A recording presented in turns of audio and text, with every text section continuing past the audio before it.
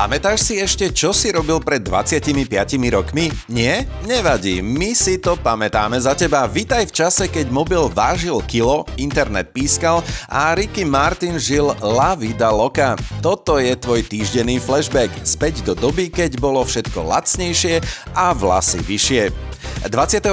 mája to bolo 25 rokov, čo Vladimír Putin podpisuje zákon o ulúpenom umení a hovorí, to, čo sovietské vojská priniesli z Nemecka, ostáva u nás. Nemecko vraví nie, medzinárodné právo vraví nie, ale Putin vraví díky, necháme si.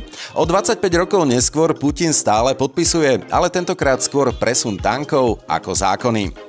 27. mája 2000 strana zelených v Nemecku neriešila len biošaláty. V ten deň si povedali, že armáda by mohla byť o čosi menšia.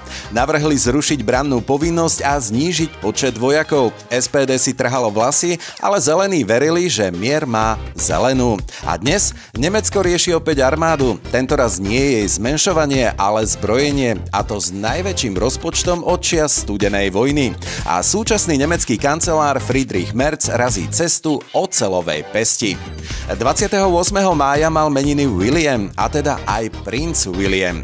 Ten si práve v roku 2000 plánoval gap year, plný dobrovoľníctva a objavovania sveta. Dnes dvojité otcovstvo, kráľovské povinnosti, podstatne menej vlasov a možno aj nostalgické spomienky na časy, keď nosil školskú uniformu a nie korunu v očakávaní.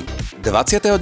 mája 2000 v Bruseli riešili veľké veci. Vladimír Putin na samite z EÚ tvrdil, že Rusko je súčasťou Európy a že vzťahy s Úniou sú absolútnou prioritou. Dnes by tento výrok znel ako zo sveta alternatívneho vesmíru.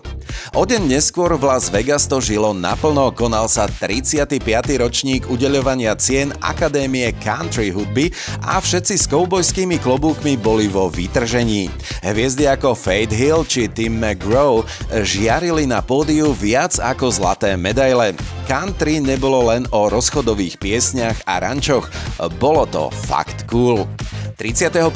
mája pred 25 rokmi na stanici CBS debutovala prelomová reality súťažná show Survivor, ktorú moderoval Jeff Probst. Tento televízny program neskôr zrevolucionalizoval žáner reality TV a zaviedol formát strategickej hrateľnosti, sociálnej dynamiky a eliminačných víziev, ktoré ovplyvnili množstvo nasledujúcich reality show. Dnes je táto show plná influencerov a tiktokerov. Či je to posun k lepšiemu, opäť zhodnotí len história. 1.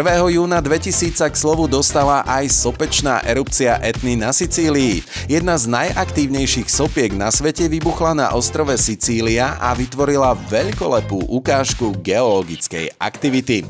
Erupciu sprevádzali oblaky popola a potenciálne narušenie miestnych komunít a leteckej dopravy.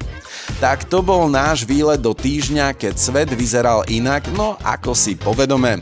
Ak chceš viac takýchto nostalgických návratov, nezabudni kliknúť na odber, like a hlavne povedz to niekomu, kto mal vtedy Discmana. Vidíme sa o týždeň a dovtedy ži tak, ako by bol stále rok 0.